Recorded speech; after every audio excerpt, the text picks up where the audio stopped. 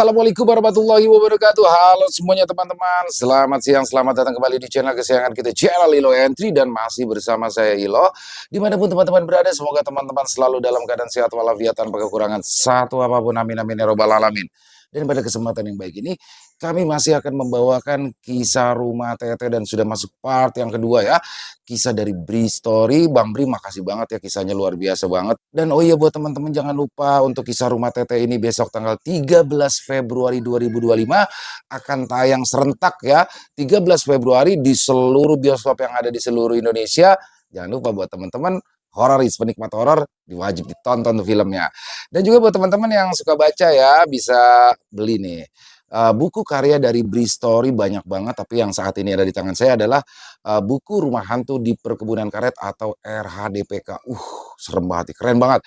Buat teman-teman yang suka baca wajib punya nih buku-buku dari karya Bri Story. Bisa dikunjungi saja, ada di Shopee, tinggal diklik Bri Story muncul semua ya.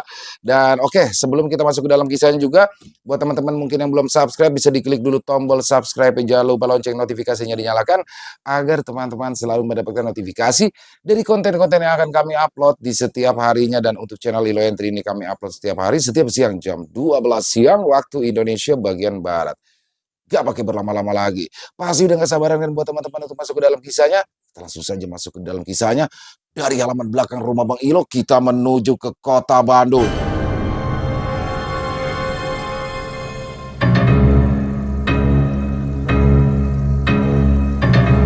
Misteri di balik hilangnya anak.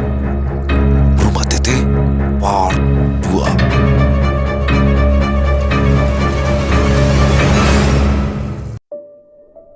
Sudah hampir 1 tahun, kami tinggal di rumah dengan bermacam keanehannya rumah Tete. Bisa dibilang, kami semakin terbiasa dengan semua kejadian di luar nalar, entah itu menurut kami dilakukan oleh Tete ataupun keanehan yang terjadi tanpa penyebab yang jelas. Meskipun begitu, tetap saja kami selalu ketakutan. Kehidupan pribadi tiap penghuni berjalan normal, karena semua yang terjadi di dalam rumah tidak mempengaruhi hidup kami. Aku pun demikian. Kalaupun ada sesuatu yang mengganggu, biasanya aku membahasnya dengan teman-teman di luar rumah sebisa mungkin. Kami tidak pernah membahas Tete di dalam rumah. Kamarku dilengkapi fasilitas komputer sampai gitar listrik, sehingga teman-temanku betah berlama-lama di dalamnya, termasuk Sisi dan Memi saat aku ada ataupun tidak. Kami semua biasa menghabiskan waktu berbincang sambil menonton televisi. Seringkali juga, walaupun aku sudah terlelap, Memi dan Sisi tetap menonton televisi atau hanya sekedar memakai komputer sambil mendengarkan musik. Seperti malam itu, aku berbaring di tempat tidur sambil menonton televisi. Saat itu aku tidak ditemani siapapun di kamar. Tidak lama kemudian, Doni dan Sisi masuk sehingga kami kemudian berbincang. Sisi lebih banyak membicarakan tentang perkuliahannya, juga kegiatan dengan teman-temannya di kampus. Sementara Doni, ia termasuk gemar berolahraga dan sangat menjaga bentuk tubuhnya, sehingga pembicaraannya seputar upaya menjaga bentuk tubuhnya. Hampir setiap hari, dia pergi ke pusat kebugaran yang membuat tubuhnya fit dan juga kekar. Doni termasuk penakut. Beberapa kali, dia ditemukan pingsan di dalam kamarnya, di meja makan, di ruang tengah, ataupun di sudut rumah lainnya. Setelah siuman, biasanya dia menceritakan kalau sebelumnya melihat atau dijahili Tete. Setelah larut malam, Doni lebih dulu pamit untuk kembali ke kamarnya, sedangkan Sisi tetap tinggal untuk meneruskan menonton televisi hingga tiba saatnya aku merasakan sangat kantuk. Saat itu, waktu menunjukkan hampir pukul 10 malam dan aku pun terlelap. Tempat tidurku merupakan satu spring bed kecil yang langsung kuletakkan tanpa alas apapun di atas lantai. Posisi tidurku menghadap dinding kamar dan membelakangi Sisi yang masih menonton televisi sebelum benar-benar terlelap.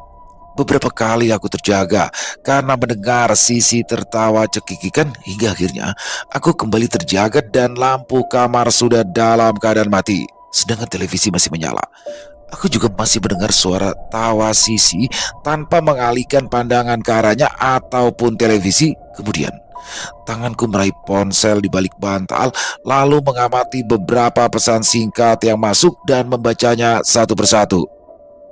Seketika aku terkejut ketika membaca salah satu pesan yang ternyata dari sisi pesan itu masuk pukul 12 malam, sedangkan saat itu sudah pukul 2 dini hari. Aku langsung terkejut kala membaca pesan itu. Mas Bri, aku sama Meme pergi ke rumah tante di Buah Batu. Maaf, tadinya lupa matiin TV, buru-buru banget soalnya. Menyadari kalau tadi suara perempuan yang tertawa sambil menonton televisi jelas bukan suara Sisi melainkan Teteh yang hanya berjarak sekitar 1 meter denganku. Aku tidak berani melakukan apapun dengan berpura-pura tidur, memejamkan mata dan berusaha agar tidak bergerak sedikit pun sehingga tidak menarik perhatian Teteh. Dalam situasi sangat ketakutan seperti itu, aku berdoa semampunya sementara Teteh tetap tertawa cekikikan dan diselingi suara yang terdengar seperti sedang berbicara sendiri. Kejadian paling menakutkan yang kualami, di mana aku dan Teteh berada cukup lama dalam satu ruangan serta membuatku semakin tidak bisa memejamkan mata. Tiba-tiba, aku mencium wangi semerbak, wewangian dari jenis bunga yang tidak ku tahu jenisnya. Aroma ini nanti menjadi salah satu ciri khas Teteh. Dengan posisi tidur yang tetap sama, aku berharap Teteh tidak sadar kalau aku sebenarnya terjaga.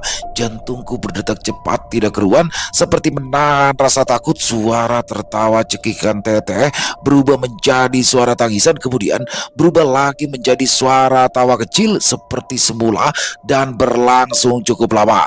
Sampai akhirnya suasana menjadi hening dan hanya terdengar suara televisi dengan volume kecil.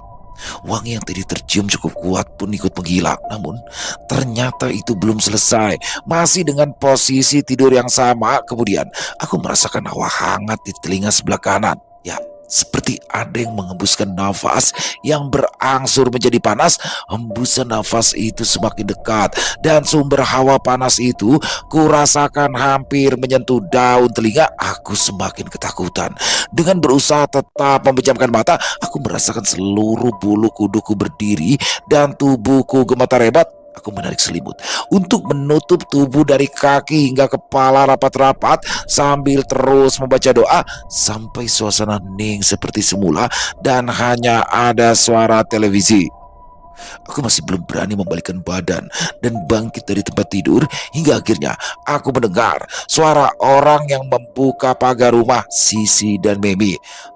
Lega rasanya mendengar suara mereka. Barulah aku berani membalikkan badan dan melihat ke arah televisi. Teteh sudah tidak ada lagi di situ. Bergegas aku keluar kamar menemui Sisi dan Memi.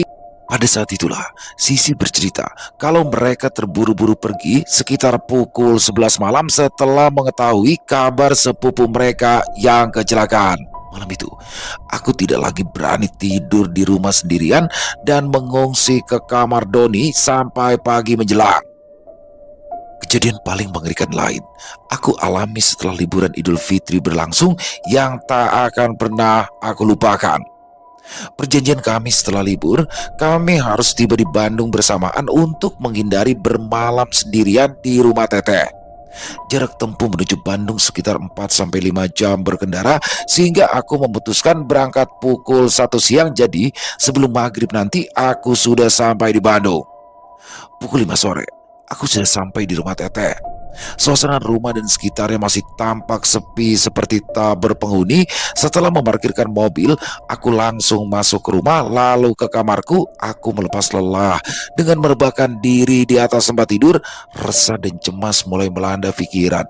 Ketika hampir pukul 8 malam, belum ada satupun yang muncul sehingga aku menelpon mereka satu persatu.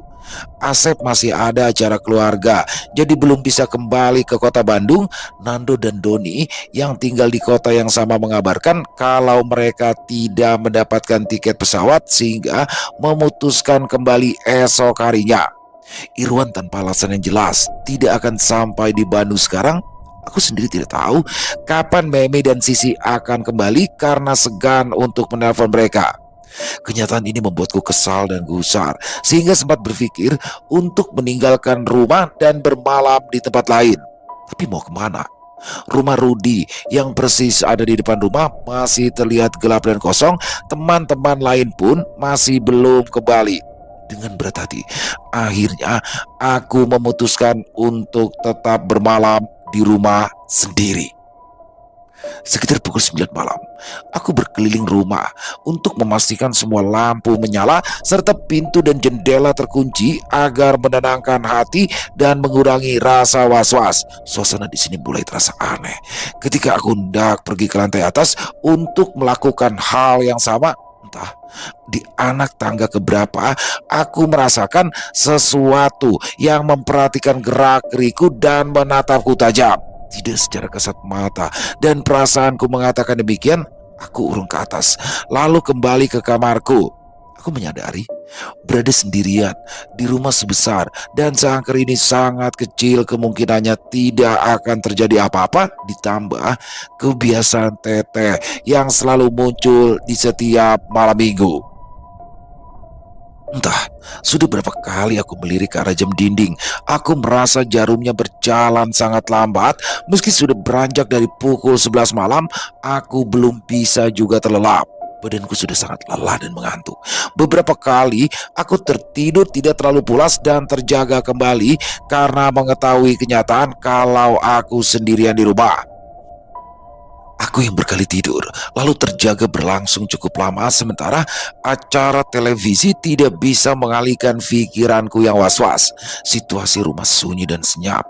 Hanya ada suara televisi ditambah keadaan luar rumah yang juga sunyi dan senyap. Sesekali terdengar tirai jendela kamar yang bergerak-gerak diterpa angin dingin dari jendela yang kubiarkan dalam keadaan terbuka. Tepat pukul 1 tengah malam, aku mendengar sesuatu. Setelah mengecilkan suara televisi, barulah aku dapat mendengar sayup-sayup suara perempuan, tak lain tentunya Teteh, yang berasal dari ruang tengah tepat di depan kamarku dan semakin jelas. Kemudian, aku malas makin ketakutan karena terdengar kalau Teteh tidak sedang bicara sendiri melainkan bersama dua orang laki-laki. Aku belum tahu pasti mereka berada di ruang tengah atau di meja makan. Sebisa mungkin sedikit pun aku tidak bersuara hingga Teteh dan teman-temannya tidak menyadari kehadiranku. Tanganku gemetar dan kaki terasa sangat berat untuk melangkah. Meskipun begitu, aku tetap penasaran dengan keadaan di luar kamar. Aku ingin tahu berada di mana mereka. Setelah mengumpulkan keberanian, aku mencoba membuka pintu sedikit demi sedikit hingga akhirnya cukup lebar untuk mengetahui keadaan di luar. Pada saat itu, aku baru sadar kalau lampu ruang tengah dan ruang makan tidak menyala sehingga penerangan hanya dari jendela belakang. Padahal aku sangat yakin kalau tadi aku sudah menyalakan semua lampu termasuk lampu di ruang tengah dan ruang makan. Ternyata di meja makan yang letaknya di ujung ruangan, aku melihat Teteh sedang duduk bersama tiga temannya. Teteh duduk di kursi sebelah kanan, berpakaian panjang bermotif bunga dan rambut panjang terurai. Di sebelah kirinya duduk seorang laki-laki yang posisinya membelakangiku dan berkemeja lengan panjang. Di depan Teteh duduk juga laki-laki berambut acak-acakan yang mengenakan kaos dan bercelana pendek, duduk di sebelah kanan Teteh. Sosok perempuan dengan rambut sebahu dan berpakaian putih kusam. Perempuan ini hanya duduk diam tak bersuara dan aku tidak dapat melihat wajahnya karena selalu dalam posisi menunduk. Yang aktif berbicara hanyalah Teteh dan kedua teman laki-lakinya.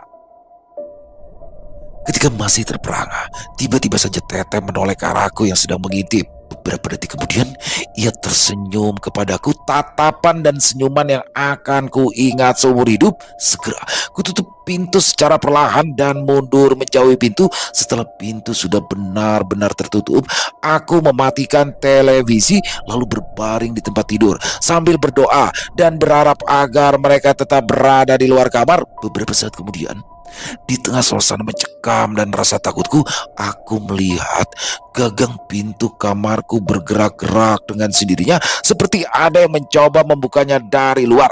Sial, aku lupa menguncinya tadi. Benar saja, akhirnya pintu kamarku terbuka secara perlahan. Tubuhku seketika terasa kaku dan tak bisa digerakkan. Aku juga tidak bisa bicara karena kerongkonganku mendadak tercekat. Pintu sudah terbuka sebagian kemudian. Aku melihat Teteh berdiri sambil menatap ke arahku yang terbujur kaku. Teteh berjalan memasuki kamar, lalu berhenti tepat di samping tempat tidur. Sementara aku hanya bisa menatap tanpa bisa berbuat apa-apa. Aku dapat melihat garis wajahnya, rambut panjangnya yang terurai, dan wangi tubuhnya, semuanya dengan jelas. Sambil tersenyum, Teteh seperti berusaha untuk mengatakan sesuatu. Mulutnya tampak bergerak-gerak tetapi tidak terdengar sepatah kata pun. Beberapa saat kemudian, dari balik pintu muncul satu sosok lagi. Laki-laki berkemeja putih lengan panjang. Ia berjalan ke arah jendela dan hanya berdiri diam di depannya sambil menatap keluar. Berikutnya, sosok perempuan tadi yang memasuki kamar. Ia yang kulihat di meja makan hanya duduk terdiam dan menunduk. Dia lalu berjalan ke arahku dan berdiri tepat di sebelah kiri Teteh. Teteh dan temannya berdiri menatapku yang masih saja terbaring kaku. Mereka kemudian tersenyum seperti hendak mengucapkan sesuatu. Aku semakin tercekam ketakutan, tidak bisa bergerak dan berkata apapun. Pada situasi ini aku tidak tahan lagi sehingga tak sadarkan diri. Bri, buka pintu dong. Suara-suara orang memanggil sambil mengetuk-ketuk kaca jendela dan membangunkanku dari tidur panjang. Saat itu sudah pukul 9 pagi dan ternyata Asep. Aku sangat lega melihatnya setelah melalui malam panjang menyeramkan yang takkan pernah aku lupakan. Minggu pagi itu, bukan hanya Asep yang pulang. Berikutnya, satu persatu penghuni rumah sudah kembali. Sejak malam itu, sebisa mungkin aku tidak mau lagi bermalam sendiri di rumah Teteh kecuali benar-benar terpaksa. Apa boleh buat? Saat itu, rumah lebih ramai karena kedatangan kedua orang tua Irwan dan kakak perempuan Iwan beserta anak perempuannya, Ana. Kunjungan orang tua seperti ini merupakan saat yang kami tunggu-tunggu. Selain membawa oleh-oleh, di meja makan kami akan selalu tersaji makanan. Ibu yang datang pasti akan memasak atau minimal membeli makanan kami semua seperti Ibu Irwan yang selalu memasak makanan lezat khas Sumatera. Keluarga Irwan akan tinggal selama 3 hari. Kemudian mereka akan mengunjungi adik Irwan yang berkuliah di Jakarta. Dan masalah yang muncul saat keluarga datang adalah di mana mereka akan tidur. Tidak masalah jika yang datang hanya 1 ataupun 2 orang, tetapi jika lebih dari 2 orang, sementara di lantai 1 hanya ada 6 kamar dan ada 1 kamar kosong. Kamar yang tidak pernah ada orang bisa tahan berlama-lama berada di dalamnya. Kamar kosong yang ditempati Teteh dan berada tepat di sebelah kamarku. Saat keluarga Irwan baru datang, kami semua berbincang di ruang tengah. Orang tua Irwan senang berbincang tentang apapun, mulai dari perjalanan panjang hingga akhirnya tiba di kota Bandung, sampai dengan semua hal yang sangat menarik untuk diperhatikan. Namun, aku mengamati gelagat Ana yang kerap memperhatikan kamar kosong di sebelah kamarku yang memang sedikit terbuka. Aku kemudian berusaha mengalihkan perhatian Ana. Saat makan malam tiba, kami dapat menikmati hidangan mewah untuk ukuran anak indekos dengan masakan lezat Ibunda Irwan. Setelah makan malam, kami kembali berbincang di ruang tengah. Di tengah perbincangan, Irwan mengajak kakaknya untuk menginap di kamarnya saja. Tetapi ajakan itu ditepis dengan alasan kamar Irwan sudah penuh sehingga kakak Irwan lebih memilih untuk menginap di kamar kosong di sebelah kamarku. Meski Irwan dengan kuku memaksa, kakaknya pun tetap kuku menolak. Aku tahu alasan Irwan memaksa kakaknya untuk tidak menginap di kamar kosong itu, tapi aku tahu juga mengapa Irwan tidak bisa menjelaskannya. Sisi dan Memi juga tidak ada di rumah untuk 1 minggu ke depan, sehingga kemungkinan Teteh akan muncul sangat-sangat besar. Tetap kukuh pada pendiriannya, kakak Irwan memindahkan barang-barangnya ke kamar kosong. Diikuti Ana yang ikut mondar-mandir keluar masuk kamar Teteh. Ana tampak senang dan berkali-kali bertanya, "Tante yang tadi ada di kamar ini kemana, Ma?" Ku dengar Ana bertanya kepada mamanya sehingga aku buru-buru menghampiri mereka. Tantenya sedang pergi sayang. Ana dan Mama tidur di kamar ini. Aku menimpali pertanyaan Ana tadi. Tante siapa, Bri? Mama Ana balik bertanya padaku. Bukan siapa-siapa, Kak. Jawabku sambil berusaha tersenyum.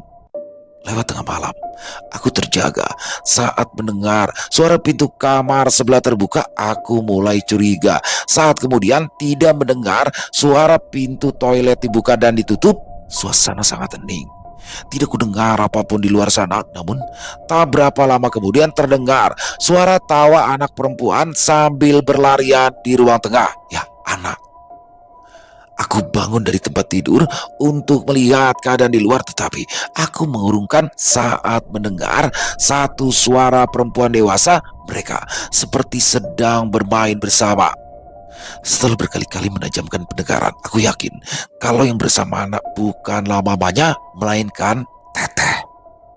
Meskipun ketakutan, aku tetap melawannya karena memikirkan anak. Aku takut jika terjadi sesuatu kepadanya sehingga aku harus keluar untuk menenangkan anak agar mau kembali ke kamar bersama mamanya. Akhirnya, ku dorong pintu kamarku sangat pelan sehingga celah terbuka untuk mencoba mengintip. Ruangan tengah gelap dengan hanya sedikit cahaya masuk dari celah-celah jendela belakang, serta hanya terlihat sofa dan meja ruang tengah yang kosong. Suasana sangat hening.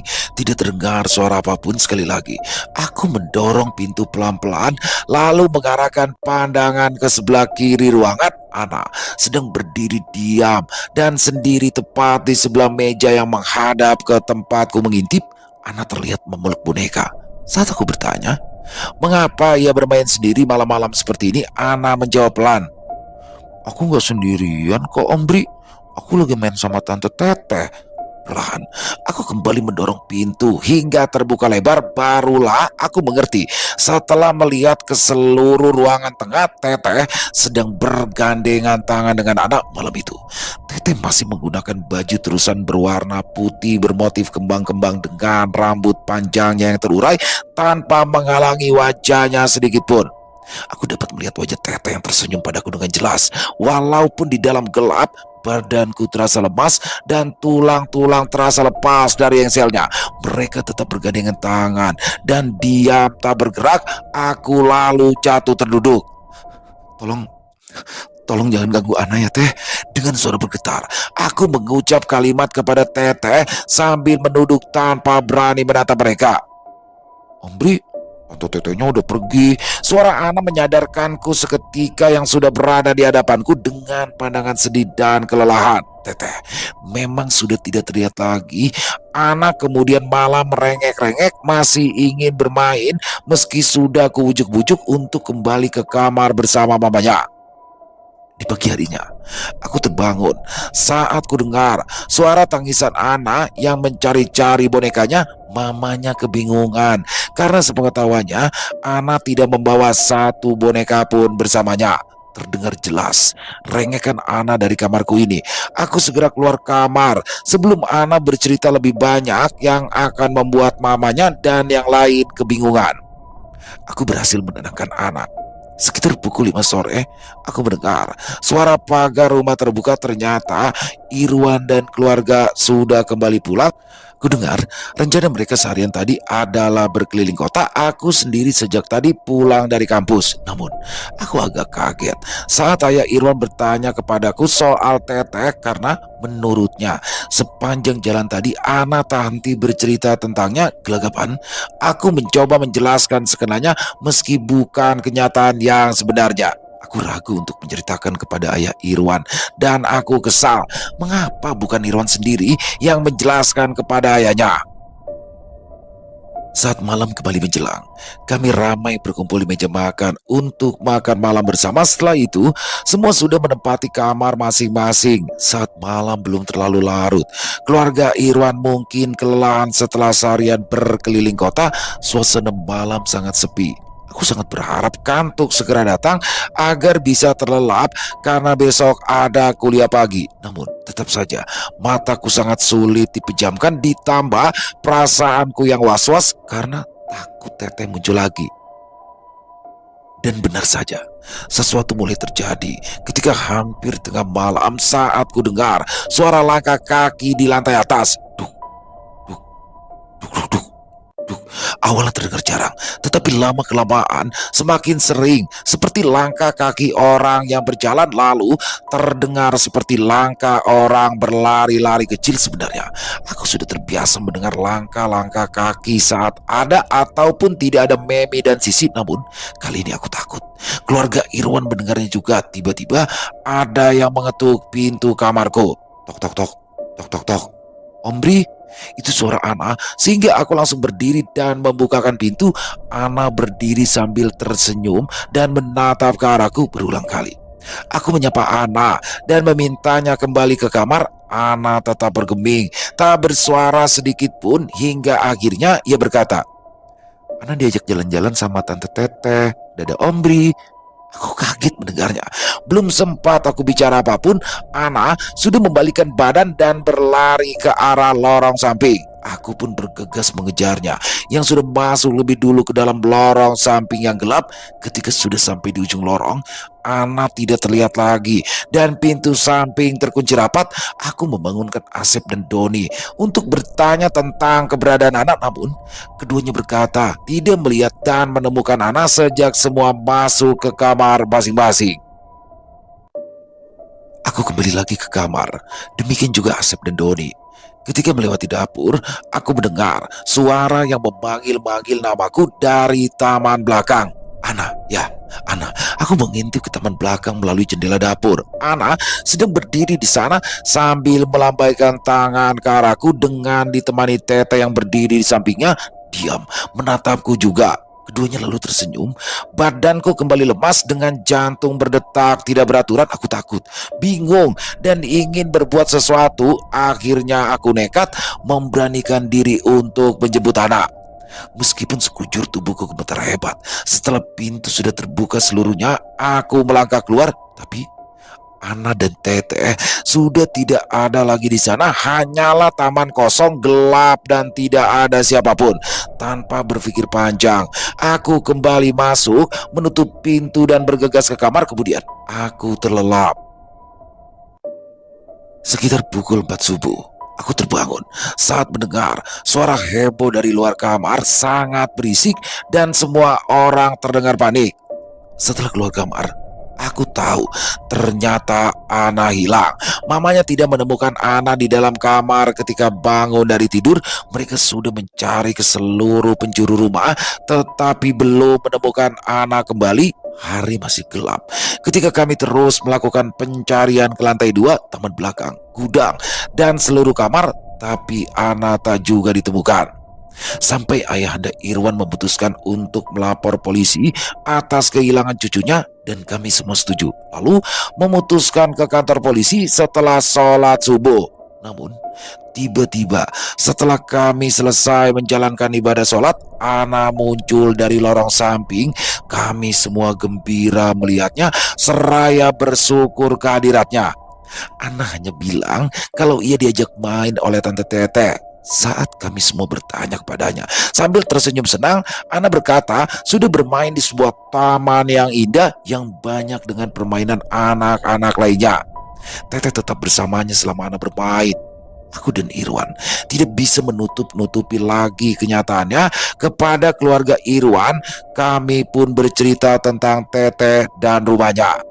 Tentu saja mereka terkejut setelah mendengar cerita kami, apalagi Mama Ana yang langsung merapikan barang-barangnya dan memindahkannya ke kamar Irwan. Namun ayah Irwan tidak percaya akan penjelasan kami.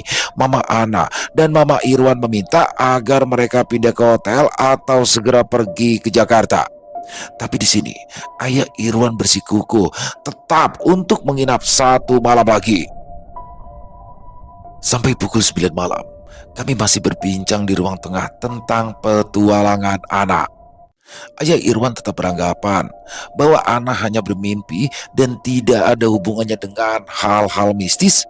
Aku dan teman-teman lain mulai was-was dengan cara berpikir dan omongan dari ayah Irwan karena takut Tete mendengar lalu marah. Kamar Tete yang tadinya diisi oleh Ana dan mamanya kemudian dibiarkan kosong seperti sedia kala. Mereka pindah tidur ke kamar Irwan, sedangkan Irwan sendiri mengungsi ke kamar Asep dan aku tetap sendiri. Suasana semakin tidak enak Ketika Ayah Irwan berkata, kalian itu kok ya takut sama setan. Setan, hantu, atau apapun itu namanya. Mereka itu derajatnya di bawah kita sebagai manusia. Manusia itu adalah makhluk Allah yang paling tinggi derajatnya. Setelah itu, tiba-tiba saja pintu kamar Teteh terbuka dengan sendirinya sehingga kami semua langsung terdiam dan memperhatikan pintu yang sudah terbuka. Sudah tenang, itu pasti tertiup angin, seru Ayah Irwan. Aku, Irwan, Asep dan Nando tahu kalau itu pertanda Teteh sudah mulai akan beraksi. Lalu Ayah Irwan bangun dari duduknya dan berjalan menuju kamar Teteh, kemudian masuk ke kamar itu dan menyalakan lampunya. Nih, Om nyalakan lampunya saja ya, supaya kalian tenang dan yakin kalau tidak ada apa-apa di dalam sini. Kemudian beliau keluar kamar dan menutup pintunya. Melihat gelagat kami yang ketakutan, Ayah Irwan menyuruh kami untuk masuk kamar masing-masing dan segera tidur. Kami pun bergegas menurutinya. Sudah bisa ditebak, aku tidak bisa tidur dan perasaanku menjadi tidak enak. Biasanya jendela kamar dibiarkan terbuka, kali ini aku tutup rapat-rapat. Selain tidak tahan dengan angin dingin yang menusuk, juga karena takut ada sesuatu yang akan terlihat dari luar. Suasana sangat sepi dan tidak terdengar suara apapun dari dalam maupun dari luar rumah sesekali. Hanya terdengar suara motor yang melintas di jalanan depan. Tidak seperti biasanya, aku merasakan kantuk yang sangat hebat. Mungkin karena lelah dengan kegiatan siang hari tadi, aku pun tertidur pulas. Di dalam tidur, aku bermimpi, mimpi yang sangat terasa nyata. Aku seperti berada di taman bermain, taman yang indah dan beralaskan rumput hijau. Aku melihat di taman itu ada beberapa anak kecil yang sedang bermain. Ada yang bermain ayunan, jungkat-jungkit, perosotan, dan lain-lain. Ya, taman ini persis seperti taman yang diceritakan oleh Ana. Berdiri di sudut taman sambil memperhatikan sekitar, aku takjub dengan keindahannya. Suasananya sangat menenangkan, sangat indah di pandang mata. Semilir angin sore yang berembus sejuk menerpa tubuh, matahari bersinar tidak terlalu terik. Aku merasa seperti sedang berada di surga. Masih berdiri diam di pinggir taman, aku melihat beberapa anak kecil berlarian dan bermain dengan gembira. Pandanganku terhenti pada satu anak perempuan yang menarik perhatian. Ya, aku melihat Ana yang sedang bermain di taman itu. Ana ternyata ada di sini juga. Begitu pikirku dalam hati. Tapi siapa yang membawa Ana ke sini? Tidak jauh dari Ana terlihat ada perempuan berambut panjang, berpakaian serba putih, berdiri memperhatikan anak-anak itu. Ternyata itu adalah Teteh. Kami berjarak sekitar 15 meter, cukup dekat, tapi anehnya, dalam mimpi itu, aku tidak merasa takut sedikit pun, tidak seperti biasanya. Hingga pada akhirnya, aku memutuskan untuk berjalan mendekat ke tempat Teteh berdiri. Langkah kaki terasa ringan, tidak seperti mimpi-mimpi yang aku alami sebelumnya. Ketika jarak kami sudah semakin dekat, tiba-tiba saja, Ombri, suara Ana membuatku menoleh ke kanan. Aku melihat Ana berlari mendekat. Ombri ikut ke sini juga ya? Ana tersenyum senang melihatku. Aku hanya diam sambil tersenyum, belum mampu berkata apapun. Teteh menatap dan tersenyum ketika aku menoleh ke arahnya. Ana lanjut main aja ya. Ombri mau ngobrol dulu sama Teteh. Ya Om, jawab Ana yang kemudian langsung kembali bermain. Aku kembali melanjutkan langkah untuk mendekat ke arah Teteh. Ketika jarak kami sudah cukup dekat, seketika aku tidak bisa bicara. Mulutku tercekat, kakiku tiba-tiba tidak bisa melangkah lagi, entah kenapa. Lalu kami berdiri berhadapan. Di dalam mimpi itulah ketika aku pada akhirnya dapat melihat Teteh secara utuh. Tinggi tubuhnya nyaris sama dengan tinggi tubuhku, dengan rambut panjang yang terurai melambai tertiup angin. Siraman matahari sore semakin memperjelas penglihatanku untuk dapat menatap paras cantiknya secara utuh. Ya, Teteh benar-benar cantik adanya.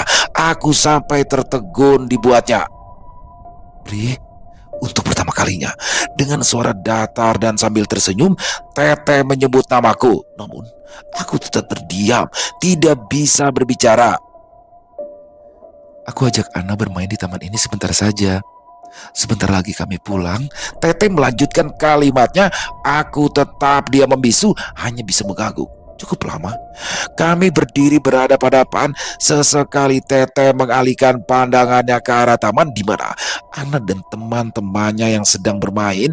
Sementara aku hanya dapat berdiri, diam di sampingnya, masih tak mampu bicara dan berbuat apapun. Perasaan takut yang di awal aku rasakan sudah hilang berganti dengan kenyamanan dan rasa takjub melihat sosok Teteh. Aku merasa bahagia dan senang. Ri, Ri, suara dari luar kamar membangunkanku dari sebuah mimpi yang tak biasa kualami. Aku segera keluar kamar. Ana hilang. Hilang lagi. Irwan membuka pembicaraan saat itu. Pukul 3 pagi. Seluruh penghuni rumah sudah berkumpul di ruang tengah. Menurut Mama Ana, dia sudah memeluk Ana dengan erat supaya tidak hilang lagi. Tapi ternyata Ana tetap menghilang. Mereka sudah mencari ke segala penjuru rumah, termasuk lemari di lorong yang dicurigai ayah Irwan sebagai tempat Ana bersembunyi. Tetapi tidak juga ditemukan. Mama Ana dan Mama Irwan terlihat menangis, sedangkan ayah Irwan tetap sibuk mencari Ana ke setiap sudut rumah. Waktu sudah menunjukkan pukul 4 pagi. Ana belum juga ditemukan. Tidak berapa lama kemudian terdengar suara-suara orang mengaji dari masjid di kejauhan dan sebuah ketukan lembut dari pintu belakang yang tertutup rapat. Ayah Irwan langsung berlari ke arah pintu itu dan membukanya. Ana berdiri di balik pintu sambil tersenyum lebar meski terlihat lelah. Ana segera dibawa masuk ke kamar, kemudian tertidur lelap. Aku masih berkutat, memikirkan mimpi aneh yang ku alami semalam yang seperti sangat nyata karena Teteh sudah berani menampakkan wujudnya dengan jelas. Apakah ada hubungannya dengan menghilangnya anak? Ya, aku sendiri tidak tahu, aku bingung. Di siang harinya, Ana berperilaku seperti tidak pernah terjadi apa-apa padahal 2 malam berturut-turut dia mengalami hal yang cukup aneh. Ana hanya bercerita kalau dia memang diajak Tante Teteh bermain di taman yang sama dengan malam sebelumnya. Tapi bedanya, kemarin malam ia juga ditemani oleh Om Bri yang juga sempat berbincang dengan Tante Teteh. Persis seperti yang kualami di dalam mimpi. Selepas zuhur, keluarga Irwan sudah berangkat ke kota Jakarta. Siang itu, aku tiba di rumah Teteh hampir bersamaan dengan Nando yang baru pulang dari luar kota 3 hari sebelumnya. Bersama teman satu fakultas, dia melaksanakan tugas mata kuliah antropologi. Kami pun lalu berbincang di ruang tengah. Seperti biasa, Nando bercerita seru tentang pengalamannya selama 3 hari berada di sebuah desa di Jawa Tengah. Tugas kuliah itu mewajibkan Nando untuk melakukan penelitian tentang kehidupan masyarakat di desa tersebut. Cerita berlanjut hingga Nando membahas soal teman yang bernama Hendro yang melakukan tugas lapangan bersamanya. Hendro menceritakan pengalamannya saat pernah berkunjung ke rumah tempat indekos kami, rumah Teteh. Seperti yang banyak dialami oleh orang yang berkunjung ke rumah kami, Hendro disambut oleh Teteh yang membukakan pintu saat ia datang sementara Nando masih di luar. Sebelumnya, Teteh pula yang menerima panggilan teleponnya saat dia melakukan panggilan telepon dahulu ke rumah sebelum datang. Namun, yang membuat Hendro ketakutan adalah saat ia menunggu Nando pulang di dalam kamar Nando. Teteh menungguinya di ruang makan sambil sesekali mengetuk pintu kamar Nando untuk memastikan kepada Hendro bahwa Nando akan segera pulang. Hendro pun baru merasa lega saat akhirnya Nando yang mengetuk pintu dan segera membukanya. Nando belum sempat bertanya-tanya, Hendro sudah buru-buru pulang padahal Nando ingin sekali mendengar cerita Hendro secara detail mengenai kejadian yang baru saja terjadi. Nando punya kesempatan berjumpa lagi dengan Hendro saat mereka melakukan tugas kuliah tersebut sehingga Hendro bercerita banyak tentang pengalamannya. Hendro sangat menyesalkan kalau Nando tak pernah bercerita kepadanya tentang situasi di rumah itu. Namun, seperti alasan kami semua, Nando hanya bisa menceritakan situasi tersebut kepada orang yang memang pernah mengalaminya. Alasannya, agar tidak menakut-nakuti siapapun yang belum pernah berkunjung ke tempat kami. Menurut Hendro, Teteh mungkin punya punya cerita yang tragis selama hidupnya yang ingin disampaikan kepada penghuni rumah sekarang, aku dan teman-teman sesama penghuni rumah Teteh. Menurut Hendro lagi, salah satu cara untuk berkomunikasi dengan menggunakan papan Ouija dan akan meminjamkan seandainya Nando mau mengungkap cerita di balik semua gangguan Teteh. Tentu saja Nando tertarik untuk mencoba berkomunikasi dengan Teteh sehingga ia menunjukkan papan itu padaku saat pulang tadi. Aku sama sekali tidak setuju dengan rencana untuk berkomunikasi dengan Teteh dengan cara apapun termasuk menggunakan papan Ouija. Kami sudah sempat membahasnya bersama dan sialnya, hanya aku yang tidak setuju, apalagi tetangga kami Bang Kopral yang semangat sekali menyambut rencana itu. Mereka bilang agar kami semua tidak akan penasaran lagi dan mungkin Teteh tidak akan menyeramkan lagi kalau kami sudah mengenalnya lebih baik. Alasan yang terlalu dipaksakan menurutku. Oke, terserah kalian aja. Pokoknya gue tetap gak setuju. Apapun rencana kalian dengan papan itu, tolong lakukan aja kalau gue sedang gak ada di rumah. Begitulah keputusanku setelah kami selesai mendiskusikan rencana itu. Alasanku, yang pertama, karena aku takut. Yang kedua, aku tidak ingin setelahnya ada masalah yang berlanjut, misalnya tiba-tiba ada yang kesurupan atau mungkin lebih buruk lagi. Dan ketiga, kita tidak akan pernah tahu kalau yang berkomunikasi itu benar-benar Teteh.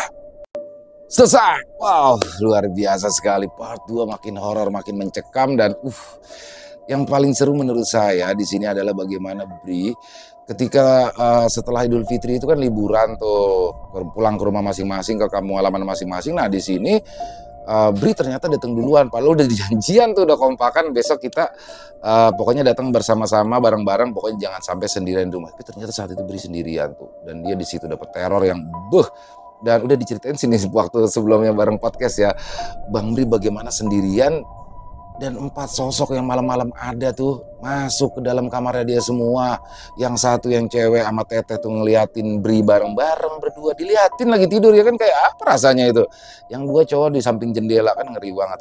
Dan bagaimana Ana ya, Ana sempat menghilang tapi sebenarnya Ana diajak main. Dan di part 2 ini bagaimana akhirnya Bri bisa melihat secara langsung, walaupun hanya di dalam mimpi dalam tanda kutip ya, dia bisa melihat mukanya Teteh yang aduh cantik ya dalam gambarannya, cantik, terus rambutnya panjang, pakai baju motif bunga-bunga. Pokoknya makin penasaran deh untuk nonton filmnya ya. Dan pokoknya besok jangan sampai ketinggalan part 3-nya karena makin seru aja dan makin menegangkan aja. Sekali lagi kami ucapkan terima kasih kepada Bang Bri atas kisahnya yang luar biasa ini. Dan buat teman-teman yang punya komentar lain, silakan bisa menuliskan di dalam kolom komentar ataupun hanya sekedar saling menyapa. Insya Allah kami akan menjawabnya satu persatu. Buat teman-teman yang suka dengan videonya bisa diklik tombol like-nya, tombol jempolnya ya. Boleh juga di-share link videonya ke teman-teman yang lain agar juga ikut merasa terhibur. Dan buat teman-teman yang belum subscribe, jangan lupa diklik dulu tombol subscribe-nya, lonceng notifikasinya juga dinyalakan agar teman-teman selalu mendapatkan notifikasi dari konten-konten yang akan kami upload di setiap harinya. Dan kami juga ingin mengucapkan terima kasih kepada seluruh teman-teman yang sudah selalu hadir, yang sudah selalu mendukung kami, karena teman-teman lah kami selalu bersemangat berkarya di setiap harinya. Di akhir kata, saya Ilo mengucapkan permohonan maaf apabila mungkin dalam pembawaan kisahnya ada kata-kata saya yang salah ataupun ada kata-kata saya mungkin yang kurang berkenan. Saya mohon dibukakan pintu maaf yang seluas-luasnya. Sampai berjumpa lagi besok jam 12 siang masih bersama saya Ilo di channel Ilo Entry. Salam sehat, sukses selalu untuk kita semua. Wassalamualaikum warahmatullahi wabarakatuh.